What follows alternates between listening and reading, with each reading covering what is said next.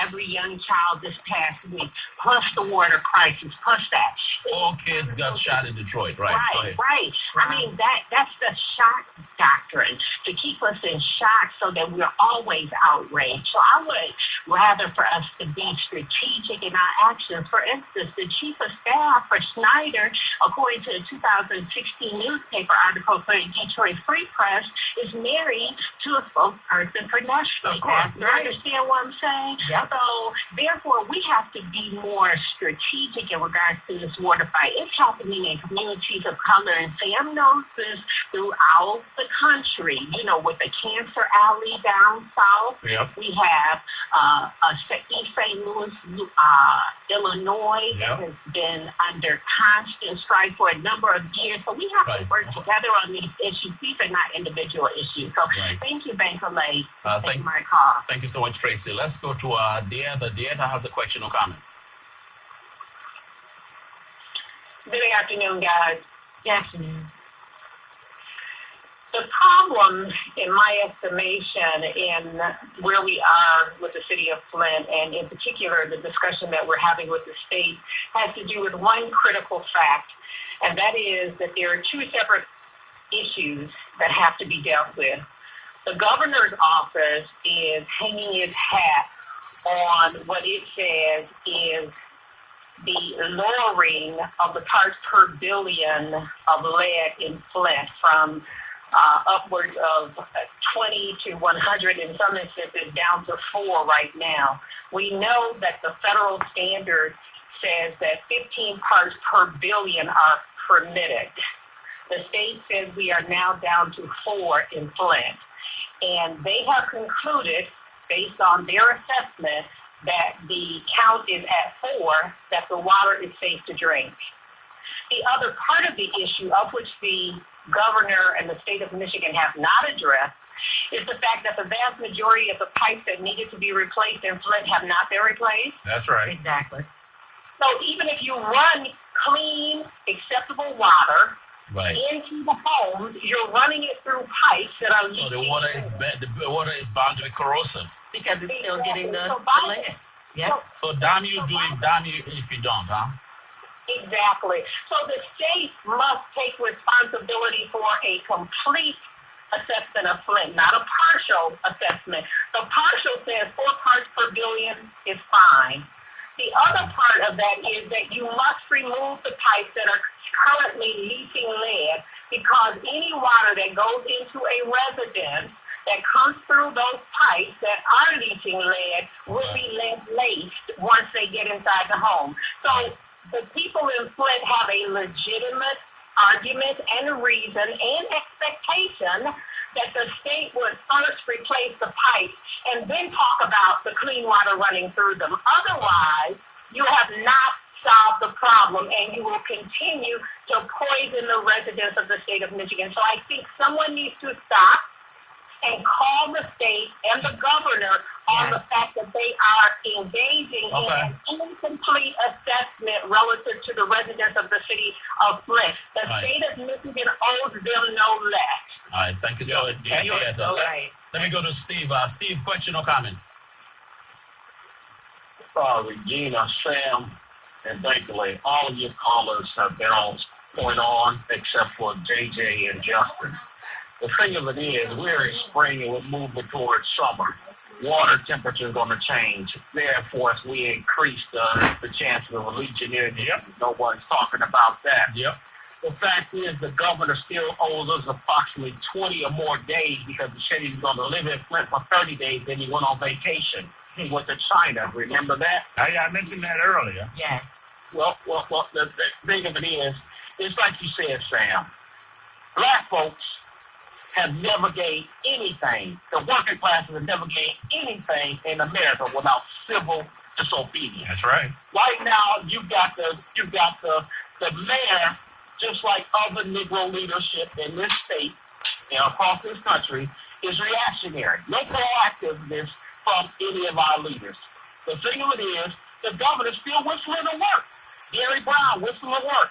City Council whistling to work. Mike Duggan whistling to work. We have not punished them with one iota. But we failed. Look at our school system. $2 billion, Bankley. We gave them $2 billion for school improvements, and we got our school that was closed 2 weeks ago because of mold.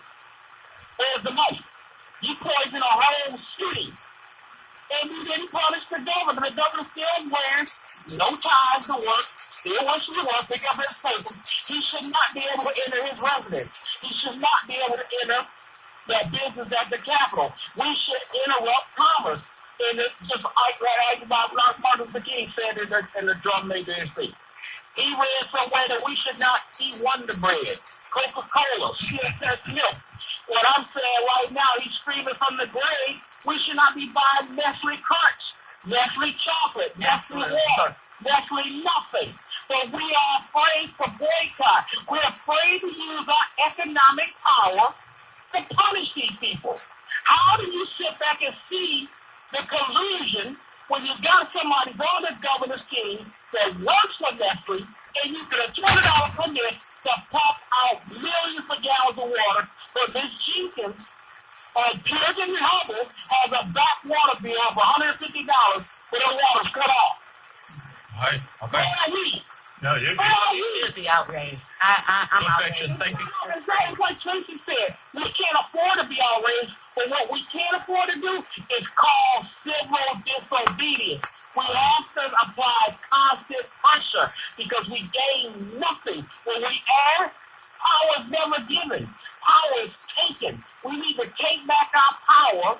We need to show up at the polls. We can't have any more for the turnout. We need that we civil disobedience is the key to our freedom. Malcolm and Martin and Harry is screaming that from the grave. Thank you, Steve. Let me go to Hammond Davis. Hammond Davis, question or comment? Yes, how you doing? Good. Good. Regarding the Flint question, we've got to stand up for democracy and human rights in America. Yes. And we've got to petition, mind you, petition the courts and the Justice Department to oversee an acceptable resolution to the crisis in Flint. Because nothing's going to happen while the government is in charge of it. Nothing is going to happen. We've got to stand up. All right. Thank you so much, Hammond Davis. Rick, question or comment? Quick comment. In addition to everything that's been said, I think we can take note of the low value and reckless approach to handling citizen claims and experiences in Flint. No victim impact statements for them, okay? No letting them connect and figure out what to do and what type of representation and what advocates to pick. None of that for them. Strictly, it was done on the basis of from the top down.